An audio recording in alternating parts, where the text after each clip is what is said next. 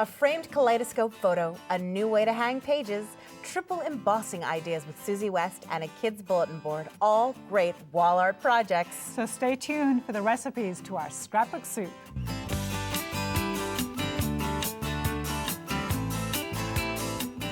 Today's scrapbook soup has been brought to you in part by Spellbinders, die templates for cutting, embossing, and stenciling. Beautiful details, inspiring creativity. Spellbinderspaperarts.com. Stamp, sprinkle, tap, heat, wow. Wowembossingpowder.co.uk. Sakura Color Products of America. sakuraofamerica.com.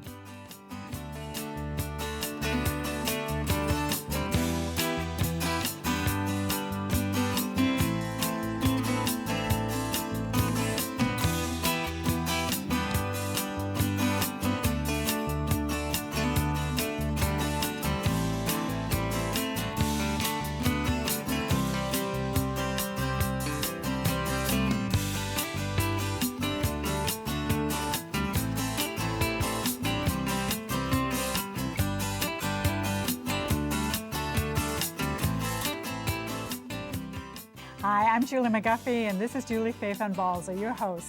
And today's episode features wall art. Get out those photos and scrapbook supplies to create one-of-a-kind wall decor. And Julie, you're going to start with the best letter in the alphabet, the letter J. The letter J, of course. J for Julie and Jovi and Jenny and everybody. You know what? I painted on this white letter J, okay, that I picked up at the craft store. And I wanted to pick up one of these colors because I didn't want to just put it on the wall. I wanted to put it on something. And I couldn't decide. I love this paper here, and yet I love this color, and I love the purple, because each of these colors of scrapbook paper are going to pick up a color on the letter. And I thought, oh, well, to heck with it. You know, we'll just use all three, because with scrapbook paper, we've got so many options in our arsenal, right? So I'm just going to put that letter J right on top, and it is ready to hang. But when we're talking about wall art, there's so many things that we can do with our scrapbook paper. This is another frame, and I used all black and white papers to actually enhance the frame for this black and white photograph of the dog. It's beautiful, and I like that, you know, wall decor can fit whatever your decor may be. And we'll be right back with our computer and software for a great photo technique.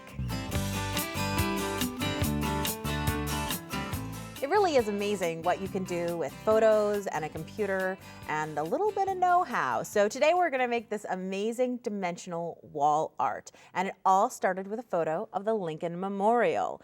And I think that any photo with a little bit of architecture works best for this technique. So I'm going to go ahead in the software that I loaded on my computer, and I'm going to open the image of the Lincoln Memorial right here from my computer. And it's going to take a moment to open, and boom, there it is. Now, you can see I have this pie wedge here, but I actually want to choose a different shape. So I'm going to go right up to my shape selector, and I have so many choices. And I think, why don't we go for square 16 right here? And I just hit OK, and you can see that the shape changes. You may also notice that on the right side, I have this beautiful kaleidoscope. So what I can do now is I can simply enlarge my photo by dragging at the corners. I can reduce the size of my photo, again, by dragging at the corners. I can spin it around so that it fits better.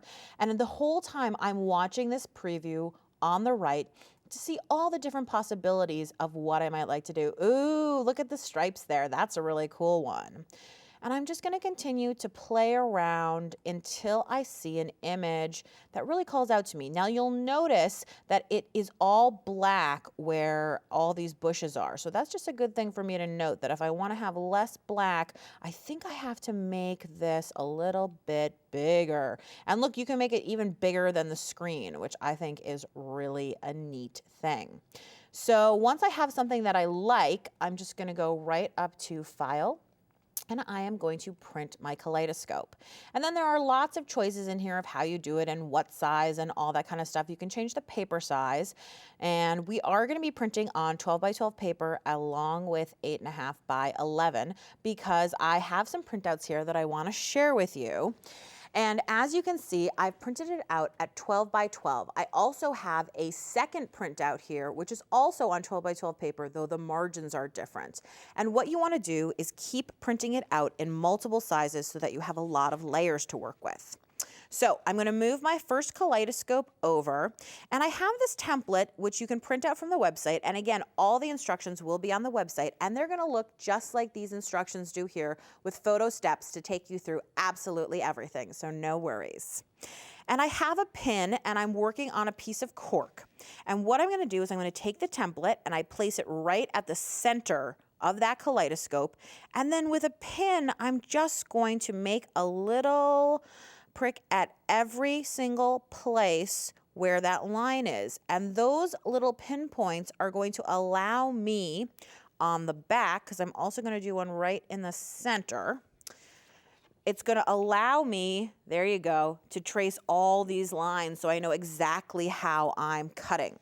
So all I do is I take a pair of scissors. If you're a really exact person, you could certainly use a paper trimmer or a craft knife, but I like scissors because, you know, it's simple, it's easy, it's accessible, you don't have to think about it, and hey, you can get the whole family to help you out. So I'm going to cut out this wedge, and I would do this with all of the different sizes of printouts that I created so that I have a collection of these little kaleidoscope wedges. And I have done 4 printouts here, but again, all these instructions will be on the website, and if you want to go crazy and have a million layers, you certainly could do many more than 4. So as you can see here, I have all these different wedges that I've cut, some from the corners, those are the ones that look like this, and some that have the flat top, and they're all different sizes. I have also put some foam adhesive on the back, and that is what is going to give us our dimension. You don't need to cover the whole back with foam adhesive, just a few little spots will do. Now, I'm going to pull this shadow box towards me, and you can see here that I've put a full-size kaleidoscope in the bottom, and this is the base that we're going to build everything on. Then starting in the corner, I take my largest size wedge, and I, of course, would remove the paper there to actually adhere this. And I simply layer it, and look how it exactly matches, but there's dimension, and it makes it a little bit higher. So I just keep building it up higher and higher with my wedges in decreasing sizes, all separated with foam adhesive, and the straight edges work the same exact way. I just simply line it up with the image, and I keep building something so that it becomes almost like a tower of images. There you go. And notice that I did 4 layers here, whereas I only did 3. It's whatever you would like to do, sort of a choose your own adventure. And you can see on our finished project how absolutely stunning it looks. Now, I have to tell you my very favorite part about this project. And it's not just that it's beautiful, but it's that you can kind of have a secret. Other people will look at the art and they'll say, wow, that's so gorgeous. What is that? How did you do it? And the truth is that you know that you're telling a secret story about what the Lincoln Memorial means to you or something like that. Maybe it's a fun secret that you share with a loved one. I'd love to do one of the place where my husband proposed to me. I think that would be a great secret story for the 2 of us to share. I hope you're intrigued with all the wonderful possibilities that come from working with some simple programs on your computer and your favorite photos. We'll be right back.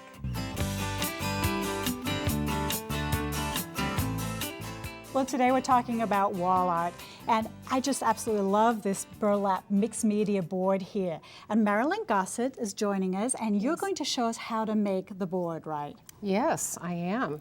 And I'm going to start off by showing you how to decorate this neat little tack with a hook. And it is clear, as you can see, the stopper is clear. And I'm going to start by putting a little bit of glitter on this stopper. And after it's glittered and dried, you can attach it to punched out shapes, which we're showing flowers today. Hang things off it and things like that. Yes. Now, how do we put the glitter on? Okay, well, I start with a dimensional medium. And I always have to have my little disc of foam, because that's where you're going to let it dry.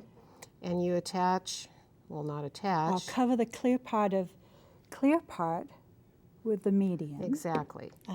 And then you're going to glitter it. Help if I open up the little container. But you'll put the glitter on there. The fine glitter works the best, I find. And then you put it in the foam for a couple hours and it'll completely dry. Okay, well, let me move this glitter out of the way. And in the meantime, while your glitter is drying, Okay. you can take your paper punches. I like to use, well, you can use any shape, but in this case I've used flowers, and I've used different sizes of flowers, and I'm going to punch those out as I've done here, and then we can stack them. And once you get them stacked, you know, I kind of mess them up a little bit while I'm doing it. But basically you're layering lots of different die-cut shapes and punch shapes of flowers and everything to use as a really cool embellishment. That's a great idea. You know, also what I love as well, because these tacks are clear, we can actually paint them too with either markers or even paints. Yes, I've used both, and over here we've used acrylic paint and dimensional medium, and got a little ladybug. You can also purchase the colored tacks, and this is a black tack. It's got little white dots on it, and again, different colored papers behind. Just lots of different options. Yes. Okay, now how did we layer the flower, Marilyn? You've already got some stacked in your hand. Right, and I would suggest taking a pencil and curl those edges a little bit, and this is another tool, the foam and the tool. This 1/16 inch hole punch, and you'll punch, whoops, get it in there. Get a little hole in the center. Yeah, right in the center. Then you'll attach these with a little bit of glue. And after you've got this done, you can mark up the edges a little bit with a sponge. People like to distress things. Yeah, distress it a little bit, as much as you like. And then you'll take your little glittered tack and put it right through through the center. And then I use a little bit of the glue, either the glue or the dimensional medium, to hold adhere it to together. hold it tight. And then you've already got your embellishment with a hook. Yes. Now, let's look at the board that you made for us. Okay, this would be, well, first of all, these are some of the papers that I've used for punching, and when you buy like a 12-page or 12-inch scrap pad, you're going to have all these beautiful papers. So we have lots of different options, right? And I like to have lots of options. Okay. So the first step will be to cut a 16-inch piece of, I used burlap, but you can paint these foam mounts, or you can use just paper on them. But what I've done is I took it, mitered the edges, glued them, wrapped them and glued them to cover the whole front of Right, and we're using a really thick tacky glue, so it was going to go into the burlap and also into the background that you're using. So press it in a little bit. Okay. And then this is a smaller piece. Obviously, it's been cut to cover the back. edges, and we would glue that and down. you have one already done over there for us. Let's look one. at this one right here. This is our finished one. Okay. And once we get it to this point, I will show one other step. I also distress the edges. I cut the paper down so that you have the burlap border. This is an 11-inch square. And I distress the edges to give it a little more dimension. And so once we've done this, we're ready to decorate the board. Okay, well, let's take some of your flowers and we can put those on there, and then you've got some die cuts. Well, in this case, I've cut out different elements from the paper, and you will just position these however you like on your board. You can see our sample there. I used a die cut machine, and I cut out an Eiffel Tower in the background, and I put that on there. Okay, let's turn that around and so our viewers can see the Eiffel Tower. All right, very good. Turn those for you too. And then here we have a postcard, all these different elements. And then let's add some of the flowers, because those are the ones with the hook, so we can hang things off. Yes. Well, we'll take our little embellished flower and tack. Okay. And I'll stick these. I like to put like groups of 3. Right. You know, Marilyn, I love this idea, because if we can just look at your board again, with the hook on there, you can hang mixed media items on there, jewelry, earrings, or you can put it in your bathroom or your boudoir, just anywhere. Yes. Or you can hang your glasses on there so you Yeah, don't your lose them. glasses, I love that. And then look at the other ones that you did at the front. That makes such a really nice display in anyone's home. Marilyn, thank you so much. Well, thank you, Julie. It was my pleasure. And we'll be right back.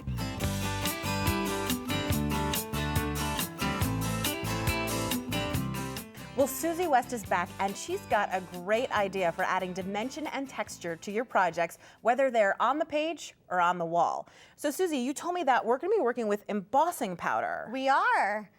We were playing earlier with some of the regular embossing powder. That's something I'm very used to. I love to watch it melt. I know, I've seen some of your projects. Now, I don't know if you've noticed, but can you see the difference between these two? Oh, yeah, it's much like thicker or grainier or something. And I know that you told me that the regular embossing powder is going to do what I see here on the flower. Yes, so you can see that it's embossed, but it's a little bit more flat. Right. Well, if you look over here, my friend Jen made this this card, and you can see that it's using it's a lot thicker. Right, it's got tons of dimension, which is really cool. And you're gonna show us exactly how to do that, right? Right, exactly. So today I'm gonna show you how to triple emboss. And it's one of my favorite techniques to use when I'm embossing. And here you can see that I embossed once. It's all sort of bumpy and grainy, it looks like. And it is a fun look if you want to keep it that way, but I want to do something completely different. Okay. I want to add dimension, and then I want to emboss on one that's really thick so that I'm guessing by the fact that you called it the triple embossing, let me guess, it's 1 layer, 2 layers, 3 layers. Exactly. So you can see how much thicker it is from this point to here. And so what we're going to do is after I've embossed it 3 times, I'm going to take my... So that's a watermark pad, right? It is a watermark pad, and it's kind of like a glue for your embossing powders. Okay. So I'm going to just press Ink that up, and you're not even worrying. You've got the paper under there protecting everything. You don't even have to think about where it's going. I like messy kind of crafts. I like messy as well. So all I'm going to do is I'm going to pour some of this. Oh, that comes out so thick. It almost reminds me of like sand or something. Exactly. It does look like sand. Now, normally on a piece of paper, I would say that because the grain is a lot thicker, can you see that? I can. It's a lot thicker. A lot of the times that when you're embossing it, it wants to blow away. So Okay. on paper, I usually take it from and emboss from underneath. Okay, and you're actually gonna emboss that for us right now. We can see the magic, right? Yes, So I'm exactly. gonna move this excess That's powder out of the perfect. way. Thank you so much. Now, what I like to do is I like to heat up my gun for a few seconds just so that it's to the right temperature. It's like priming it, right? Exactly. Preheating the oven kind of idea. Totally. And once it's ready, then Okay. we're gonna go right on top of that. Now, because the grain is a lot thicker, Yes. you'll see that some of the little flakes might go like fly away, but Okay. it's totally fine. Don't Okay. worry. So I'm gonna just start from right here. Uh-huh. And as it changes, I'm gonna start moving it around. See, can you see that? I can see it melting right now. And notice how thick that is. It is. It really looks like melted metal. I don't know how else to put it. It sure does, and it's a really neat look. And you can use this effect on many different kinds of projects. For this particular one, I am going to just emboss the entire thing. And I noticed that they're all different colors too, right? It comes in clear and bright colors and all sorts of stuff. So it's really whatever suits your style, your home decor, your photos, your page. There are a lot of choices out there. There are a lot of choices, and it'll give you the same effect. It's just going to look completely different due to the fact that it's a different color. Right. Okay, Wow. now that it's hot, and it's really hot, I'm going to take this stamp, and I'm going to place that right on top. Okay, just and like I this. noticed that you're using an acrylic stamp. I would have thought that maybe the powder would melt the stamp. It won't, and it works really nice, and also you can see what you're doing.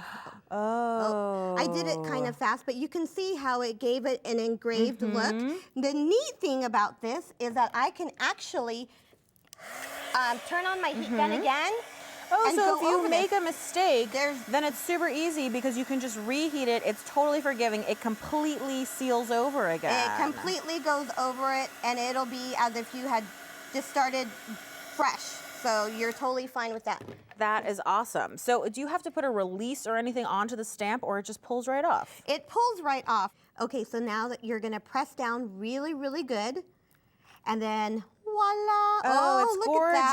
gorgeous. And I know, Suzy, that you told me that certain stamps work better than others. Like a really detailed stamp like this is going to be hard, whereas a bolder stamp like one of these is going to work really well for this It'll make a technique. huge difference because it's too intricate. Right. And so the grain is too thick for it to stay. And here is a beautiful tag that you finished that incorporates that beautiful textured bust. And you said that there was an extra little step we could take using the clear embossing powder on that layout. And what's that extra step? Well, I call it the broken glass technique, and as you can see in the layout, I did the same effect. I triple embossed, and all I did was stick it in a freezer for about 5 minutes, and then when I took it out, I cracked the paper, and you can see that How it looks cool. like... It looks exactly like broken glass. It This has been does. so great, Suzy. Thank you. Thank you. And we'll be right back.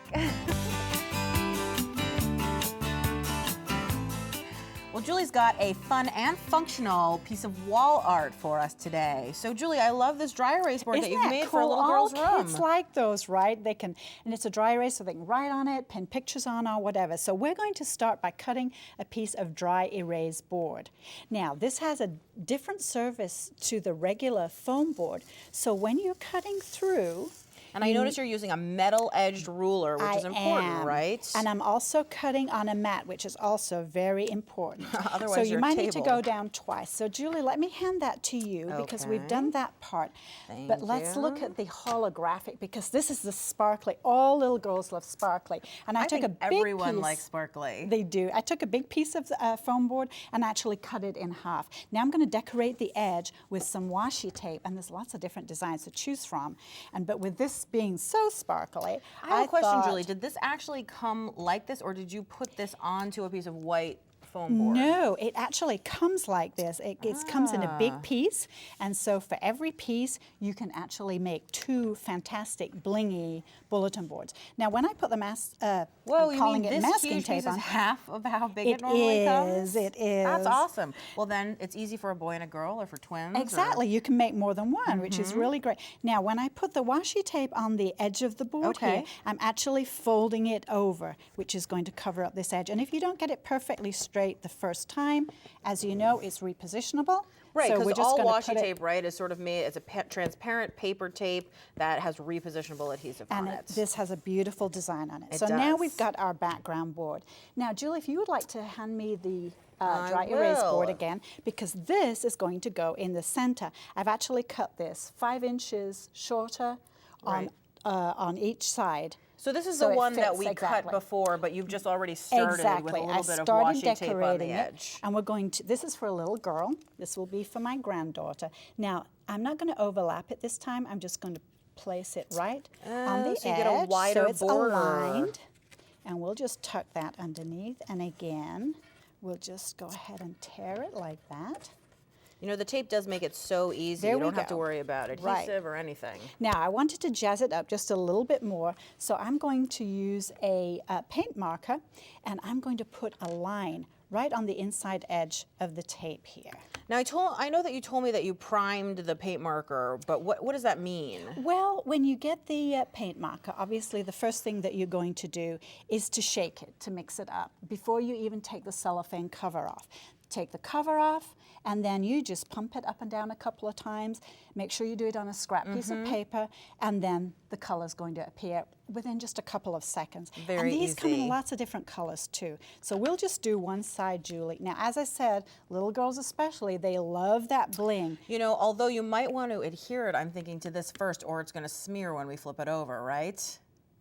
You know what? That's a really good point. That's why it's so important to craft with a friend. Always. I got your back. Oh, you got my back, I think probably every which way. So I've already got a little bit of double-sided tape on here. We'll just put one piece on for right now on the top, and then I will put one on the bottom because we don't want it to move around on us. But you know, this is so lightweight, you really do not need a lot of adhesive to get it to stick together. But you know what, Julie? This is very, very aggressive. You'd be surprised. I've actually used it to glue heavy things together. I like an aggressive adhesive. And you know what? Since you mentioned the fact that when we put the glue on, if we turn it over, it's going to smear. Let's put the ribbon on the back first. Oh, and good I have got thinking. some fabric glue there for the ribbon. I'll open that up for you. And we'll put this on. Let me see. And we're just going to glue the ends in place because we've got to have a way to hang up our bulletin board, right? It's true. And this makes it very easy, again, to customize. If you have a little girl who loves ponies or flowers, you could use ribbon like that. You could even do ribbon that had the little girl's name on it, Just whatever you needed. Whatever. Because there's so many different patterns in ribbon. And we'll just kind of, I'm just going to eyeball it there. You can use whatever length of ribbon you want. I do like just There we go. eyeballing it. Measurements make There me we go. tired. And that glue for the fabric is going to soak into the fabric Excellent. and also adhere to Well, the paper back. let's get some glitter on there because All I know right. every little So girl there we likes go. some bling. And we'll just start down here at this corner. And I'm just going to squeeze out this glitter. And if you'll notice, there's silver and pink in here. Right, and it's got that tiny applicator tip And that I'm makes just going it to make so these easy. little random dots. There's no rhyme or reason.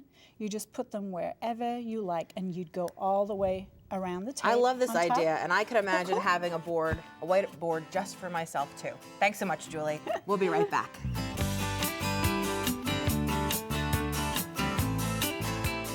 In our continued look at different journal styles, we have one last one to share, and it's actually a wall hanging. Isn't this beautiful? This was designed by Deborah Quartermain, and she is a fabric designer. And she actually took a photograph of her grandmother in her grandmother's little black dress, which is still so stylish even today. And she's added the story of the grandmother right here. The journaling is right on this fabric wall hanging. And she's added all these different elements, the buttons and the keys. But I just love this little dress down here. This is just so adorable and completely precious to hang in a home. It's a wonderful piece of wall art as well as a journal. I know, and I love that she's kept her handwriting on here because I think that handwriting is one of the most important things that tells a story of any kind. Definitely. Well, thanks for watching. Hope you'll stop by next time as we create a new mix of ideas, projects, and designers on Scrapbook Soup. Visit scrapbooksouptv.com for a mix of designers, materials, and projects. All of the patterns and pages on this Series 200, all in one Scrapbook Soup. This is show 210. Mix it all up with more Scrapbook Soup. A DVD set of all 13 episodes of Scrapbook Soup Series 200 is available for $39.99 plus shipping and handling. Visit scrapbooksouptv.com to order a mix of designers, materials, and projects, all in one Scrapbook Soup. Today's Scrapbook Soup has been brought to you in part by Spellbinders, die templates for cutting, embossing, and stenciling. Beautiful details inspiring creativity. Spellbinderspaperarts.com. Stamp, sprinkle, tap, heat, wow. Wowembossingpowder.co.uk. Sakura Color Products of America. sakuraofamerica.com.